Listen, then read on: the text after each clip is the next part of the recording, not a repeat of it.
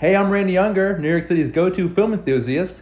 Every week, I dive deep into the world of cinema with special guests from the New York City film scene. Whether I'm interviewing industry insiders or comparing the latest releases, there's always something for every movie lover. Join me as I explore the magic of film and discover what makes these movies unforgettable. Hey guys, I'm Randy Younger, and this is another episode of Under the Radar, where we talk all things film. And with me tonight, on this snowy night, it's really ridiculously crazy outside right now, but we're inside, thankfully, doing this show. And we're just going to distract ourselves a little bit for the next half hour by reviewing two very interesting, very good movies, I must say. Both have the word man in the title. We're going to be reviewing that. That was inadvertent. That was not part of the plan. But they are Roofman and the remake of The Running Man. And before we get into the reviews, I just want to welcome two really good friends, not just to the show, but to me personally. Kevin Mascara, it's been forever, but it's good to see you again, sir. Always a pleasure. Thanks for having me back. Anytime, anytime.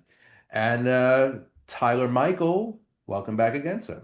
Thank you, Randy. It is quite a privilege to be on the show with you. Anytime, guys. You know you're always welcome. I know you love films, just as much as I do. And let's get right into it. So the first film on the docket here is the new Channing Tatum crime dramedy, I guess you would call it. It's called Roofman and is actually based on a true story of a very strange type of criminal, Jeffrey Manchester.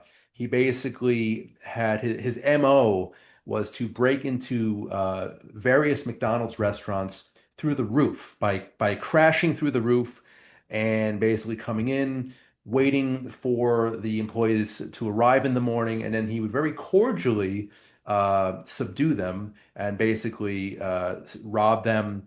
And but he was very polite throughout the whole process, very charismatic. And this film chronicles Manchester's criminal history, his breaking out of prison, et cetera, et cetera, et cetera. And that's not just that's basically the gist of it.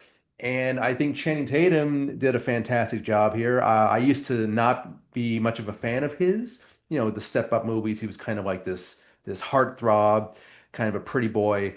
But I think it was 21 Jump Street where he basically changed my mind. Very funny actor.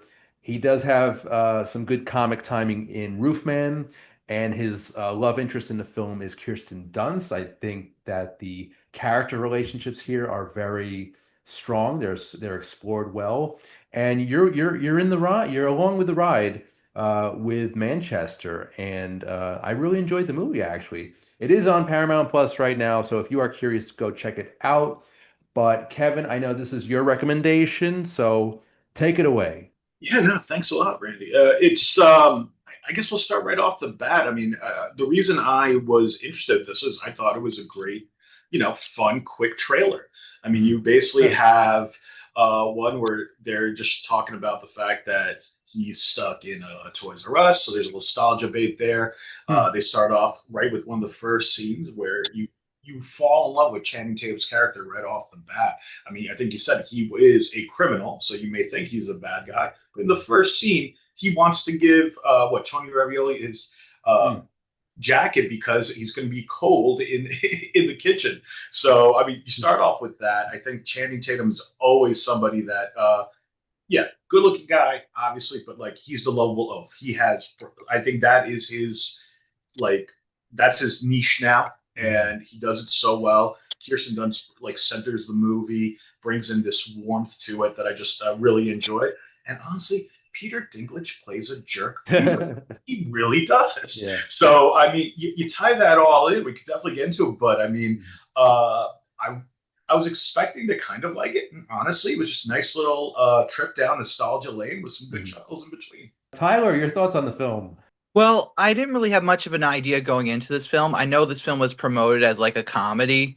So I kind of got that vibe from the poster, but I watched it for myself, and I think what's important about the film is the casting and script. That's what makes everything come together. Like Channing Mhm. Tatum is brilliant in this movie. He really gives this character a lot of charisma. I love that there's many layers to his character who is doing crime, doesn't have ill intentions at heart, but has to do what he has to do to get by, does care about the hostages. I really do like that angle. I think that's a very fresh and new take, especially when being allegedly based on a true story, which I will get to shortly. Kirsten Dunst, man, I always loved her growing up, and she and Channing Tatum make a great couple in the film. I was really surprised to see Peter Dinklage playing a jerk boss at a Toys R Us, nonetheless. And when I thought that Toys R Us was going to just be a small part of the film, I'm kind of glad that it became a character in itself. Mhm. Like, it doesn't feel like a backdrop. It feels like I'm actually back at Toys R Us. I have so many memories going there that to see this all on screen felt like a nostalgia trip. It did not feel like a set to me. It felt like going through a genuine Toys R Us, which I really admired. And fun fact, he didn't just stay at Toys R Us in real life. He also stayed at a Circuit City. He was hiding out in there as well. Right. But but I understand you got to condense the script a bit. You know, you got to stick to one location due to the budget. And I think they made a solid pick, and they had all kinds of fun possibilities going with it. Um, the only thing about the film is, while I think the script is fine, while I think the acting is very charismatic, I just don't find the directing to be that interesting. Visually, it's not bad, but it's nothing flashy, which I kind of like. It's really just relying again on the characters' relations, not overpowering it.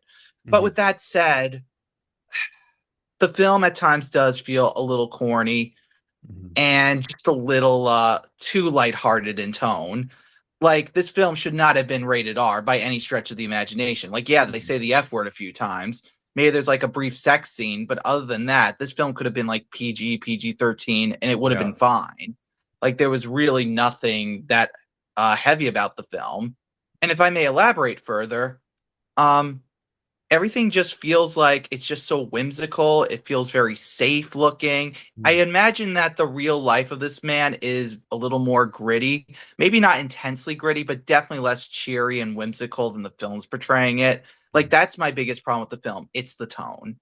Interesting. Other than that, I do think it's a very likable film. I do recommend it. It's highly entertaining from start to finish. I don't think it's one of the greatest dramas I've ever seen. I don't even think it's one of the greatest comedies I've seen, Mhm. but I do think it is a very interesting and again and above all, very all around likable story. And I'm glad that it made itself to the screen. And definitely stay for the credits for the documentary portion. That Yeah. really makes the film. And honestly, I would have loved to see a whole documentary based on this man. You know, Tyler, I agree with you there on the tone. It is very lighthearted. The story, I'm sure it was a lot more intense and gritty in real life. You know, it's a hardened criminal basically on the lam who is basically trying to survive. And the way that they depict it, it is a little, almost cheery. And it's Very weird. romanticized. Exactly, and they did throw in some profanity in the sex scene in there. So it's like the filmmaker did not know what kind of tone or direction he wanted to go in, which is kind of confusing to the viewer. So I totally agree with you on that point. But I do think that Tatum knocked it out of the park. Oh, definitely. He made me like him more than I already did. You know, I loved him in 21 Jump Street. That was hilarious. In this, he kind of skirts the line between charismatic goofball and, hardened criminal. So it's kind of a weird balance. It's like a tightrope that he's walking throughout the whole movie. And again, yeah, the relationship between him and Dunst is handled very well. I know that Dunst was actually nominated for an award for this, rightfully so. I like her too. We have the same birthday. She's 3 years older, but that's neither here nor there. I do enjoy her work post Spider-Man, of course. But Kevin, I know you're a Spider-Man fan. So what was your take? How did you feel about Dunst in this film? I thought she was excellent. It's yeah, I think she brought that love story element that was that I actually will say was to me that was this is a story, right? Channing Tatum. The backdrop is he's a man on the run, but Mhm. ultimately I think it's all about the character. I think as Tyler said, and he's just a guy that's looking for validation, looking for love. Mhm. So Kirsten Dunst's character, being that person that's also kind of looking for love, and having challenges in life, they complemented each other very well. I thought Mhm. she played it pretty realistic as a single mom. On top of that, Mhm. the end, the way things kind of go down, I believed it when she was hurt and when she was concerned about the Mhm. choices she had to make with them. So, respectfully, I'm also going to say I kind of disagree with you guys a bit. I think the this tone was, let's have a love story with a cool pseudo true story in the backdrop, and it worked. I mean, like especially when you sprinkle in nostalgia, I like lighthearted. To me, it's like check your brain out, and just enjoy the ride. Turning your brain off is exactly what you need for the next movie we're going to talk about. But I wouldn't apply that too much to this movie, but we'll get into that in just a couple minutes. But speaking of nostalgia, the film also takes place in 2004, which is the same year when their Spider-Man 2 came out, That's and funny. hence noticed all the Spider-Man merchandise around Mm. Channing Tatum. I Inadvertent, thought I that's a think. really clever and subtle nod. I really love that little attention to detail. That is pretty good. Good catch. Nice. Yeah, you know what? Again, Tyler, this could have easily been a PG-13 movie, and I wish it were because it's actually kind of, I wouldn't say a family movie, but maybe a date night movie. It's just got a nice Hmm. light-hearted tone to it. It's just a very likable movie. I really enjoyed the film. I hope audiences, especially people on Paramount Plus, will also enjoy this movie. It's unique. And when I first heard I heard the title, obviously thought superhero. Yes, okay, I'm gonna skip that. And then I found out about the plot, how it's based off of an actual criminal's life. It's a strange movie. It's a strange premise, and you have to be in the right state of mind for it, I must say. With Tatum, star power here, he really does deliver, and I think people will enjoy it. If you haven't already seen it, Roofman, check it out on Paramount Plus. And another movie on Paramount Plus that we're going to get into right now, it is called The Running Man, and it is actually based off of the 1987 Arnold Schwarzenegger film, which in turn was inspired by the Stephen King novel from 1982. And this version is supposed to be much truer to the source material, to the novel, as opposed to the Arnold film. And in this one, we have Glenn Powell, who plays a guy, just kind of an average Joe, who has a very sick daughter.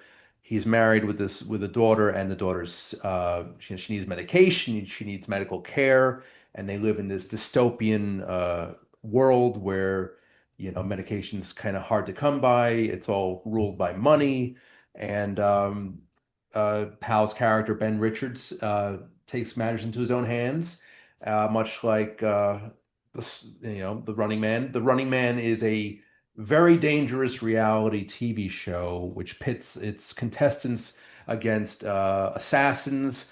And basically, throughout the movie, he is hunted by technology. The camera's following him. There's drones. There's very violent people after him, and I I'm gonna say it. I enjoyed it. It's stupid, but I enjoyed it. I thought it was a lot of fun. I never really liked Powell before, but I kind of like him now. I think he did a good job. Originally, this was gonna go to Chris Evans, but that did not work out, so they got Powell. I think either one would have been good. And yeah, it's just a fun ride. We've got Josh Brolin as the evil producer of the show, which was played by Richard Dawson in the 1987 version, and he did a good job here. Coleman Domingo plays sort of like his, I guess, right-hand man slash MC of the show. He does a great job. I love Coleman Domingo. He's great in this. And yeah, there's some small parts. There's William H. Macy's in it for like 2 minutes, unfortunately, but we get a little bit of him. Hmm. It's a fun ride, and I would recommend this movie as well. Kevin, your thoughts on The Running Man 2025? Well, I mean, I guess I'm going to start with kind of when did the other movie. I was first intrigued by this Hmm. because of the trailer. I thought this was one of the better. trailers in 2025 when it comes to like blockbuster style movies. They were advertising this hardcore, so I was definitely intrigued. You Hmm. kind of marry that with the fact that yeah, Schwarzenegger did this years ago. I was twice as intrigued, but I mean, Glenn Powell. If we're going to talk about leading men or modern leading men, he's a little bit opposite of Tatum in the sense that Tatum Huh. does the lovable, good-looking loaf. He's the good-looking, snarky guy, and he does Mhm. it well. So I'm not surprised Evans was in contention for this role because he's definitely done that a few times in his career. Honestly, I liked it. It was visually fun, nonstop action. Is it a deep, in-depth movie? No. I thought it may be if this was going to be quote unquote truer to the book. Mhm. Um, Honestly, my only real complaint is what I liked about the last movie. We have so many great actors, so many characters here, and it felt like it was just a drive-by. Like I wanted more Brolin, I wanted more Sarah, I wanted more Domingo, I wanted more Macy, Mm. but it was like in and out. Everybody was in and out. This was a whole Glenn Powell vehicle. It was Right. fun, but I wanted just a little bit more. Okay.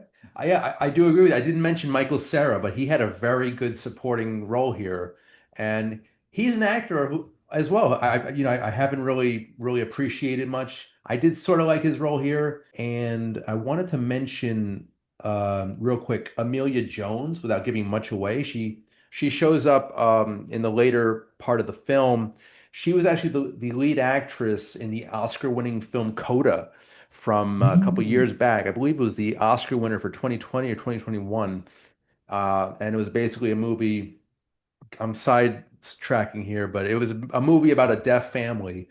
She plays the only hearing person in the family, and she was fantastic in that. She was like a teenager in that. But I think she was great in this too. Not enough time here.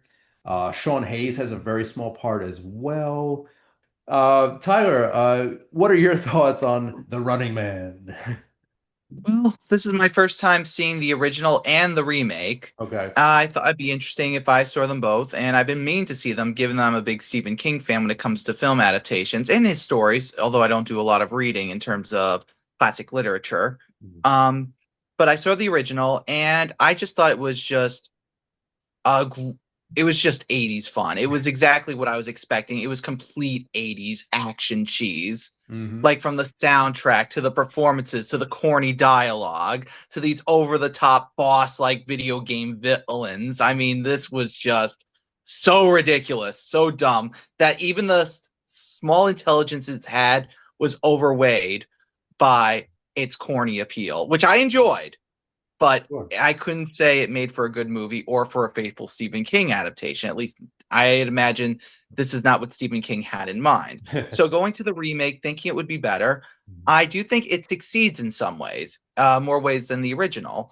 In Hmm. fact, I would say it is better, objectively speaking. Um, the characters and performances, they stand out enough. I mean, they don't stand out as much as the original, but they are more grounded. They're believable. They are fun to watch at times. It has a good pace in terms of action. I like how this version plays around with the future aspect of it, even though it doesn't look as visually distinct as the original. Hmm. Um, I also really like certain sequences, like the booby traps, the fight on the plane. Um, and I do like, especially, that people are hunting him down. It's not just the hunters they hire, but also people, the civilians, the people in the crowd. And again, it offers a lot of interesting commentary on rebellion, the TV media, propaganda, Yep. deep fake, all that stuff. I really do feel like this is a film that needed to be remade to a modern generation to tackle on these themes. With that said, however, while I do think this is a better film than the original, I found it quite dull as a whole. I found it pretty bland and generic, especially as an Edgar Wright film. Now, I'm not Right. going to act like I've seen a ton of his movies, but I know his style. I know what his films are like, and this film Yeah. feels like a typical Hollywood machine. It feels very ordinary. It Right. doesn't feel like it has a voice of its own. It doesn't feel like it's coming from a director's mind, more so just to please the author and Right. a corporate studio. And to me, I can't say it wasn't entertaining, but it's not going to stick with me because as cheesy and hokey as the original was, it was phenomenally entertaining and memorable. So in a strange way, while this is a better movie, I'm going to remember the original much more for its personality, as cheesy and ridiculous as it is. You know So, what, Tyler? I'm going to piggyback on what you said about Edgar Wright. So yeah, I think this is a movie. Yeah, obviously he is the director here, but I think that the studio overshadowed his creativity, unfortunately, in this respect. You could totally see it because, you know, mhm. we don't have that feel, that spark of Edgar Wright here. You know, audiences know him best from the three Cornettos trilogy of Shaun of the Dead, Hot Fuzz, and The World's End. Like those were all beautifully crafted, very, very original films, all because of Edgar Wright. And he did a very good action thriller film a couple years back called Baby Driver, which this film is definitely not. That movie was totally right all the way. You could tell just from the editing and the music choices. This movie, though I did like The Running Man, it didn't have as much personality as it should have, being a right film. And I just wanted to talk a little bit also. Definitely brought up the original from 1987. These movies couldn't be more different. I mean, they have the same story, but stylistically, they're very, very different, and that's a shame. This version, it's a better film, but I don't know. I think the original with Arnold is more fun. It It has, is. you know, the stalkers are great. The characters that are hunting down Richards in the Mhm. first movie, they all have their like distinctive personality. And Uh, I think I read that the original Running Man was an inspiration for the American Gladiator show in the early late Oh, I 80s, could early see that. 90s. Yeah, I was like, that makes I mean, total sense. So in yeah. many respects, you know what The Running Man reminds me of? Hmm. It reminds me of one of those ridiculous Arnold Schwarzenegger films from The Last Action Hero. Like, I feel like this would have been Mm. perfect to satirize in that movie because it has all those ridiculous tropes that that film was making fun of. And Yeah. also with this film, in terms of fun, come on, Richard Dawson from Family Feud as a villain, He was who also perfect. has Kurt Fuller as a Yep. TV executive, you know, playing it, who would play a similar role in Wayne's World at his corner, not to mention talking and interacting with the audience, including Miss Yvonne from Pee Wee's Playhouse. Didn't he It also is have just, didn't he have a similar part as well in No Holds Barred where he's kind of like an executive? I don't know if you guys have It's seen been a that one, while. the Hulk Hogan action movie from the late 80s. No? Yeah, it's been a while, but yeah, I'm not. I Okay. can't remember that. All Yeah, right, kind of left field there. Sorry. I But think yeah, you Kurt guys. Fuller's in it, and it's got a great performance from Maria Conchita Alonso, who she's done a number of things. I know her best probably from Predator 2, and she's great. She's sort of the love interest in the original there. Yaphet Kotto is in it, and mm-hmm. Dawson is basically, yeah, he's perfect in this role as the villainous MC slash producer of The Running Man. And yeah, I mean they also predicted a few things I think that would actually come to fruition in real life. So it was kind of a prophecy on media and politics and that sort of thing. I don't want to get too much into that, but yeah, a fun movie, a ridiculous movie, and the stalkers, especially the one who has the lights on his body, who shoots Mm. electricity, just And sings opera. yeah, he was. Yeah. I read that he was an actual opera singer, that actor, and he had a very short life, unfortunately. After the film, he passed, but he'll be forever known as a "Come on, Christmas tree, come on." But yeah, anyway, yeah, that was a good role, and Jim Brown is in it too. It's just a ridiculous movie. But Kevin, how would you compare 1987 to 2025's Running Men? You know, it's always hard to beat nostalgia goggles. Nostalgia goggles are always going to win. You know that like your first is the one you remember. You know, my first Running Man would be Schwarzenegger. So that's definitely always going to be where I lean. I actually find really interesting, Tyler, what you called out though. it felt pretty generic. Edgar Wright's director there, but we didn't get all his style. I mean, there were some scenes I felt like might have been Fast and Furious. That being said, Right. I felt it was a true Edgar Wright movie when Michael Cera came on. Those set of scenes had a lot of comedy to it, still had the action there, that had a lot more style to it. I think we'd be having a very different conversation if a lot of the scenes reflected Edgar Wright's style like Mm. that. Because to me, that is the best reflection of his direction. Yeah. I mean, Agreed. he did a good job. No, I'm not denying that, but I wanted that auteur. I wanted that Edgar Wright flourish. Didn't really have that. Like you get that with like some of the editing in say Shaun of the Dead, like the close-ups, the music. But there really isn't any of that here. It could have really been directed by any other, average filmmaker. And I also wanted to mention that Industrial Light and Magic did the visual effects, the CGI, and it was okay. It Yeah. served its purpose, but nothing like over the top or like truly, truly memorable. But it served the story well. And let's see here. Yeah, I again the cast is great. The action sequences are good. I would have liked a little more with Glenn Powell's family in the film. They didn't really. I mean, that was the main driving force behind his motives and why he does join the Running Man. But I wanted a little more, like, kind of throughout the movie. They're pretty much absent, which is weird. I think they should have focused a little bit on that, tightened that up a bit, and Yeah, you almost forget that he has a family. You kind of right. forget his motivation once he gets started. And that's the main reason I he's mean, doing this. Yeah. and So, know what else I didn't like? I didn't like mm, how the other contestants were also kind of just forgotten throughout the film. Like they show right. up here and there, but they don't have a connection with the main character. At least in the original, the characters did work with Arnold, Right. along the way. Right, They right. worked together as a team, and I'm kind of disappointed that they didn't go for that. Now, with Yeah. that said, I will say this. Um, I will say that the main actor in this movie is definitely more vulnerable than Arnold because just watching The Running Man, Arnold is going to survive. Like I don't think I'm Oh yeah. spoiling anything.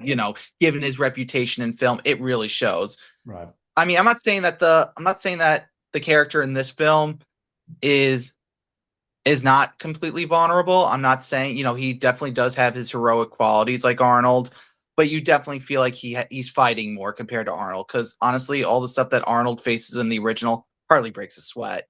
Right. And I think Fair. that's what makes the original a little more fun, is that he's kind of like an action figure. He's a superhero in the basically in Yeah. the first Running Man. In the remake here, he's kind of an average Joe, and I don't really care about his character that much. I mean, I do want him obviously to succeed and get help for his little daughter who's sick, but he's not as likable as Arnold, dare I say. Oh, he Um, lacks a lot of charisma. He's yeah, entertaining, but definitely lacking charisma. and He's what not this, supposed to be likable.